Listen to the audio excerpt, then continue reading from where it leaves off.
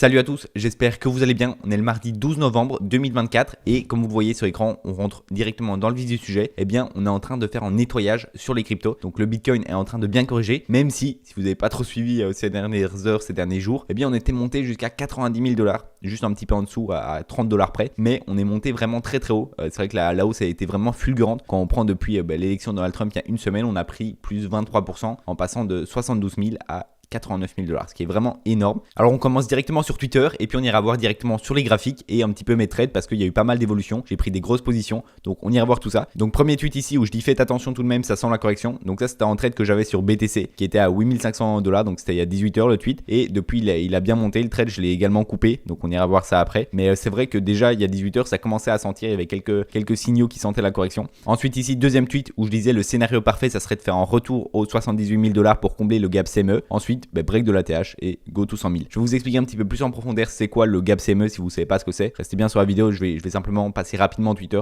parce que je sais que c'est quand même plus intéressant directement sur les graphiques. Ici, je mets what the fuck parce qu'on était à 86 000 $ et encore, comme vous le savez maintenant, on est monté jusqu'à 89 000. Donc ça a vraiment explosé. J'ai retweeté un post ici de Tisma qui est très intéressant qui dit après faut pas sous-estimer les boomers. Matez la chart qu'ils ont sur BTC, ils ont l'impression de buy le bottom. C'est vrai que les institutionnels, faut pas l'oublier, mais ils ont une chart différente du BTC étant donné qu'ils investissent via des ETF et donc l'ETF, il a pas le même historique que Bitcoin. Donc quand vous regardez le graphique de l'ETF, en fait, c'est quelque chose qui est assez bullish. On n'a pas l'impression qu'il y a eu une énorme hausse avant. Donc c'est vrai qu'il faut prendre en compte ça que voilà, les institutionnels, ils sont continuellement en train d'acheter. D'ailleurs, il y a eu pas mal de pays même qui ont acheté des milliers de Bitcoin. Parfois, on peut croire que les pays et les institutions comme ça sont vraiment la smart money et qui réfléchissent différemment de nous, mais c'est pas forcément vrai. Hier, à l'ouverture des marchés, il y a eu beaucoup de FOMO au niveau des institutionnels qui se sont dit j'ai pas envie de louper le train et qui ont acheté des millions, voire parfois des milliards de dollars de Bitcoin juste pour pas louper le train. Et on parle d'État, on parle de gros gouvernements, de smart money. Donc c'est vrai qu'il faut pas l'oublier, ça reste des gens derrière et donc ils ont les mêmes émotions. Ensuite ici, tweet très important où je mets ceux qui ont des actions de MicroStrategy, vous devez être super bien. D'ailleurs ceux aussi qui ont des actions de Coinbase, c'est vrai que c'est également le cas. Mais attention parce que c'est comme si vous étiez positionné sur le BTC avec un effet de levier. Donc il est très important de prévoir votre plan de sortie car les leviers fonctionnent aussi à la baisse.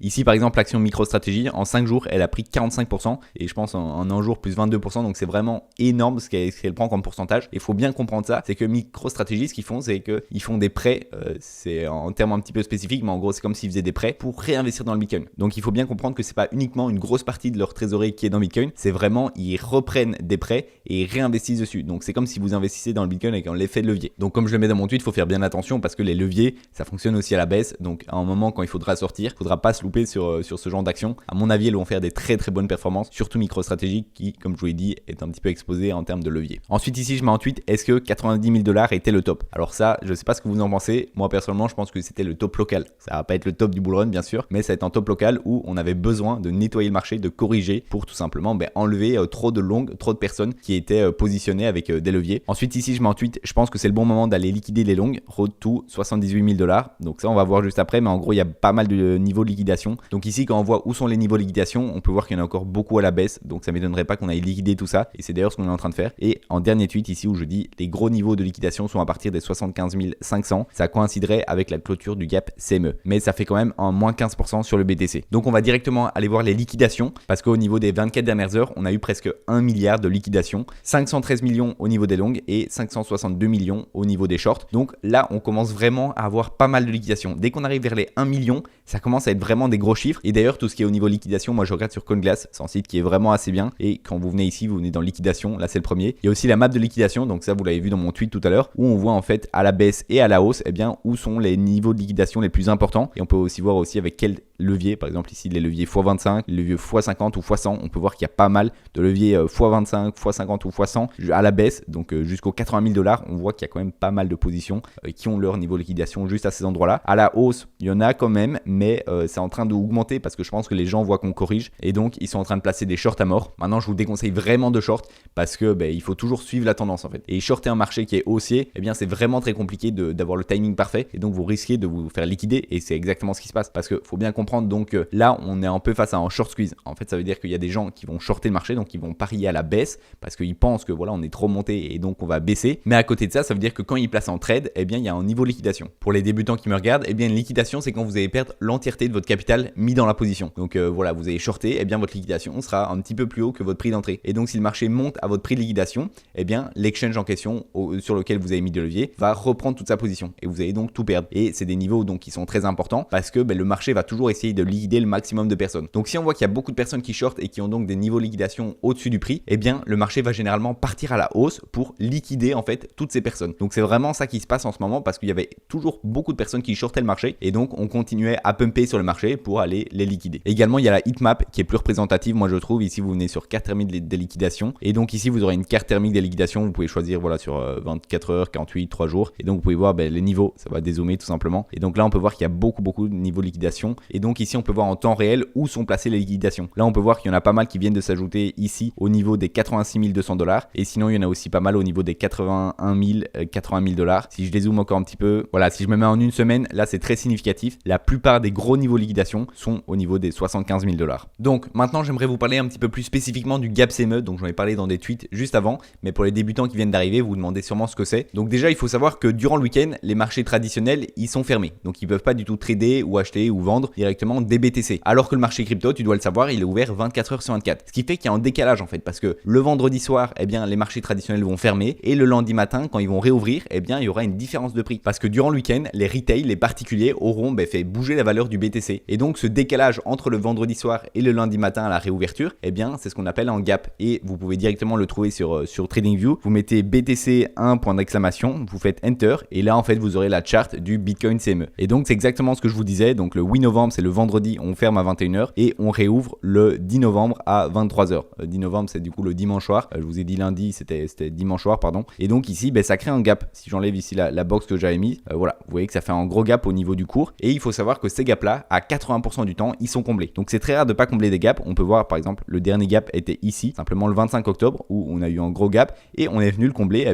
quelques jours, quelques semaines après. Donc c'est ce qu'on retrouve le plus souvent. Également, si vous regardez, juste ici, il y a eu un petit gap qu'on est venu combler ici. Donc la plupart du temps, on vient les combler. Maintenant, ça peut arriver qu'on ne vienne pas les combler. Il y a des gaps dans le passé qui n'ont pas été comblés. Et quand le gap n'est pas comblé, donc seulement 20% du temps, eh bien c'est un indicateur de force. Ça montre qu'on va sûrement avoir une grosse période de hausse par la suite. Donc c'est possible qu'on ne vienne pas le combler, c'est possible qu'on fasse juste une petite correction et puis qu'on reparte. Mais personnellement, je pense que le scénario de revenir combler le gap serait pas quelque chose de déconnant. Il faudra en fait suivre tout ce qui va être au niveau des liquidations pour voir s'il y a de plus en plus de gens qui continuent à poser des longues et donc qu'on irait les liquider, ou alors si ça commence à se calmer et si une petite baisse de, je sais pas, là actuellement on est sur une baisse de moins 5%, si 5% c'est assez, si on irait à 7%, ou est-ce qu'on viendrait à 15%? Parce que c'est vrai que 15% sur le BTC, ça reste quand même une belle correction. Maintenant c'est pas impossible, je me dis simplement que ça me paraît être un scénario un petit peu trop parfait et qu'il y aurait beaucoup de gens qui attendent en fait là à placer pas mal d'ordre, donc on pourrait peut-être s'arrêter avant. Donc moi je vais suivre ça de près et je partagerai de toute manière tout en direct sur Twitter, c'est beaucoup plus rapide que sur YouTube, donc n'hésitez pas à vraiment me suivre sur Twitter, c'est La Forge Crypto comme sur YouTube. Et dans tous les cas il faut être prêt à toutes les situations.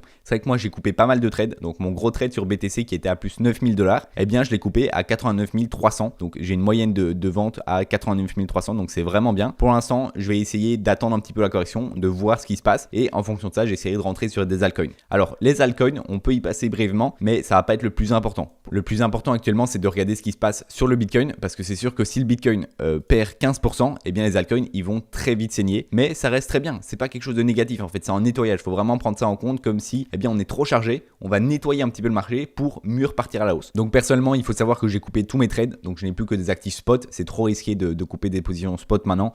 Je pense qu'on va encore avoir un mouvement qui est super haussier au niveau du BTC et du marché global, donc couper sa position pour essayer de gratter 5 ou 10%, pour moi c'est pas très rentable parce que vous allez risquer en fait de juste voir le train partir sans vous, pas pouvoir rentrer et juste être frustré et c'est vraiment la pire situation. Donc moi je reste en spot, j'ai simplement coupé mes trades qui étaient pour la plupart en positif, en tout cas dans la globalité je suis très positif au niveau de mes trades, donc ça fait plaisir. J'ai mon trade sur BTC, j'ai pris plus 10 000 $, j'ai mon trade sur SUI, j'ai pris plus 1000 $. Yes, du coup je suis venu ici sur Bitget pour vous montrer directement la clôture de mon trade SUI, donc là je suis dans l'historique des positions et donc j'ai coupé ma position ici avec plus 847 $ de bénéfices. On était monté jusqu'à 1200 à un certain moment, mais voilà, on s'est jamais timé le top. Là j'ai vu qu'on était en train de corriger sur le BTC et sur l'ensemble du marché, j'ai préféré couper ma position pour être sûr de ne pas prendre trop de dégâts et c'est vrai que pour l'instant c'est une bonne solution parce que le cours du SUI est en train de continuer à chuter, donc quitte à reprendre un petit trade par la suite, ça reste intéressant. D'ailleurs tous mes trades je les passe sur la plateforme BitGet. Donc n'hésitez pas à passer en description si vous voulez bénéficier de moins 10% offert, plus jusqu'à 8000 $ de bonus. Et d'ailleurs, il y a une promo jusqu'à la semaine prochaine où je ferai gagner 200 $ à une personne au choix qui rentre directement cette semaine. Donc si tu n'as pas encore de compte, franchement, c'est tout bonus. Tu as juste à t'inscrire avec le lien en description, déposer 100 $ et puis tu seras peut-être tiré au sort pour gagner 200 $. Et de toute manière, tu as tous les bonus. Et pour moi, BitGet, ça reste la meilleure plateforme pour trader et acheter des cryptos. Donc on revient ici sur le graphique. Je vais vous montrer quelques cryptos qui sont intéressantes selon moi lorsque BTC me donnera des signaux comme quoi on peut repartir à la hausse. Donc déjà, il y a le ING. J'avais essayé de lancer en trade ici vers le 26-18. Au final, je l'ai coupé à break-even. Mais le scénario était vraiment parfait. Je vais vous montrer pourquoi je voulais prendre ce setup là. On avait tout simplement ici un triple bottom au niveau des 15-16 $. On avait pas mal de résistance, mais on avait tout réussi à péter. On était sur des niveaux qui étaient vraiment intéressants. Et surtout, le truc que je regardais le plus, c'est au niveau des indicateurs. Ici, j'avais le VPVR. Donc VPVR, si vous venez ici dans l'indicateur, c'est le Volume Profile Visible Range. Donc c'est tout simplement pour montrer où est-ce qu'il y a du volume sur le graphique, où est-ce qu'il y a des potentielles résistances, supports, où est-ce qu'il y a beaucoup d'échanges. Et donc si on regarde ici, eh bien il y avait énormément de volume et donc de résistance. Bon, avant c'était des anciens supports, maintenant c'est des résistances qui étaient en dessous des 26 $. Et donc si on arrivait ici à break ce niveau au niveau des 26 $, eh bien on pouvait très vite monter à 34 $ parce que vous voyez ici à gauche, il y avait très peu de résistance et donc on pouvait vite faire un plus 30%. D'ailleurs, je peux vous montrer ici pour la Bitcoin dominance, donc vous mettez BTC.D, ça montre du coup la place qu'occupe le BTC sur le marché. Et donc si je regarde ici, je vais dézoomer, eh bien vous voyez qu'on a eu la correction ici ces derniers jours depuis le 6 où les altcoins ont pris pas mal de puissance. Et là, depuis 3 jours, eh bien, c'est le BTC quand même qui surperforme l'ensemble du marché. Donc, ça reste petit si on dézoome en fait. Vous voyez sur 2 ans, le BTC vraiment il domine le marché. C'est tout petit pour l'instant le retracement qu'on a sur la Bitcoin dominance. Alors, imaginez-vous quand il y aura ce déversement de liquidité, j'en ai fait une vidéo juste ici si tu l'as pas vu. Eh bien, c'est tout simplement le fait que les liquidités vont toujours des actifs les plus gros aux actifs les plus petits. C'est-à-dire que c'est d'abord BTC qui va surperformer l'ensemble du marché. C'est ce qu'on a eu durant toute la première phase du cycle et c'est là-dessus que j'ai pris beaucoup de profit. Et ensuite, maintenant, je pense qu'on arrive vraiment sur des niveaux très intéressants pour s'exposer aux altcoins.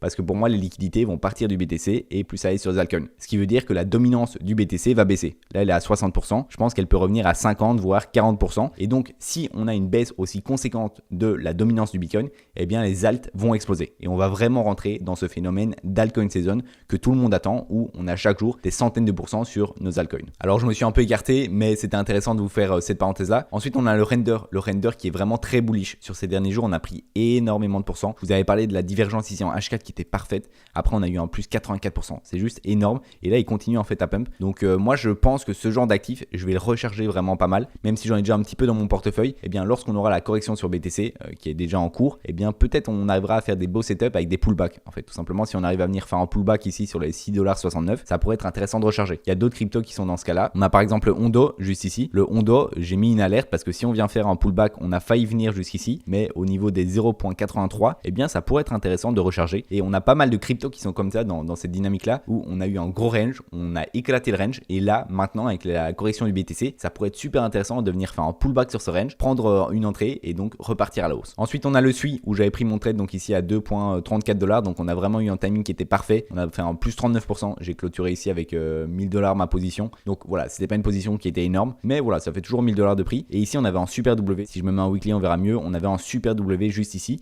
Et je pense encore une fois qu'on peut faire un retracement pour venir faire un pullback. Donc, soit on peut dessiner une genre de trendline. Donc, voilà, ici, on voit très bien le W et on pourrait venir faire un retest sur cette trendline. Alors, ça ferait une baisse qui est quand même assez conséquente. Ça ferait un moins 17%. Ok, ça va encore. Je pensais que ça serait pire. Vu qu'on a eu une très grosse hausse ces derniers jours, en moins 18%, c'est totalement possible. On va voir en tout cas, mais moi, je vais placer pas mal d'alertes et je vais essayer de recharger toutes ces cryptos-là. On a le Solana également qui est dans cette même dynamique où on a eu une explosion du cours et là, on pourrait venir faire un retest au niveau de son ATH. Alors, c'est pas l'ATH ultime. Le gros ATH, il s'est fait ici en 2021 où on était à 260 $. Mais l'ATH local là qui s'est fait cette dernière année, on pourrait venir faire un pullback sur la résistance ici entre les 186 et les 200 $. Donc je vais mettre pas mal d'alertes et je vous tiendrai au courant comme je vous l'ai dit sur Twitter. Et j'ai reçu plusieurs fois la même question qui était quel levier utiliser, qu'est-ce que je dois mettre comme levier, est-ce que je dois mettre en x5, x10, x100. Alors c'est très important parce que c'est sûr que quand on est débutant on a envie de mettre du levier un peu partout. Le levier, je pense que c'est très intéressant de le tester, voir un petit peu comment ça fonctionne. Ça peut donner pas mal d'indications en fait pour mieux comprendre le marché. Mais le plus gros problème des débutants, c'est qu'ils vont vont pas avoir de risk management. Donc ça, c'est vraiment le truc le plus important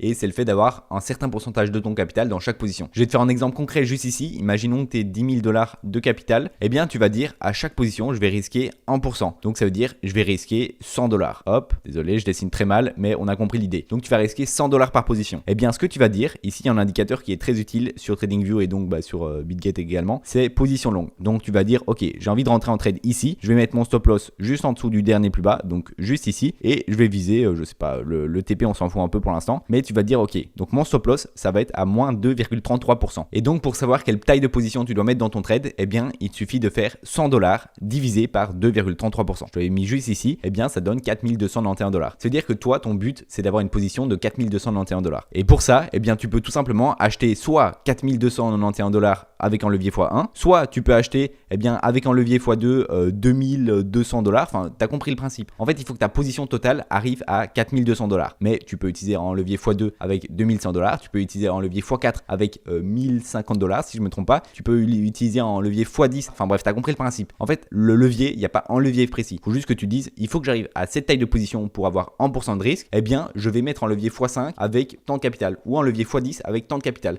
Mais il faut vraiment pas que tu réfléchisses en mode, ok, je vais mettre un levier x10, je vais faire 10 fois plus de gains. C'est vraiment pas comme ça que ça marche. Il faut vraiment que tu dises, ok, chaque trade, je vais risquer 1% de mon capital ou 2% ou 3%. Ça va dépendre du risque que tu as envie de prendre. Mais l'idée, c'est vraiment à chaque fois de calculer pour savoir quelle taille de position globale tu dois prendre. Donc voilà, c'est tout pour cette vidéo. N'hésite pas à passer en description si tu n'as pas encore de compte BitGet, comme ça tu pourras tester le trading. Le plus important, comme je viens de te le dire, c'est vraiment d'avoir un risk management qui est correct. Mais sinon, tu peux t'entraîner. C'est vraiment un très bon exercice. Et puis sinon, moi je te dis à la prochaine. Tu peux également regarder le tuto sur BitGet si jamais tu n'as pas encore de compte, tu sais pas comment faire. J'ai fait un tuto il y a une semaine, donc tu peux regarder ça. Et moi je te dis à la prochaine. Ciao!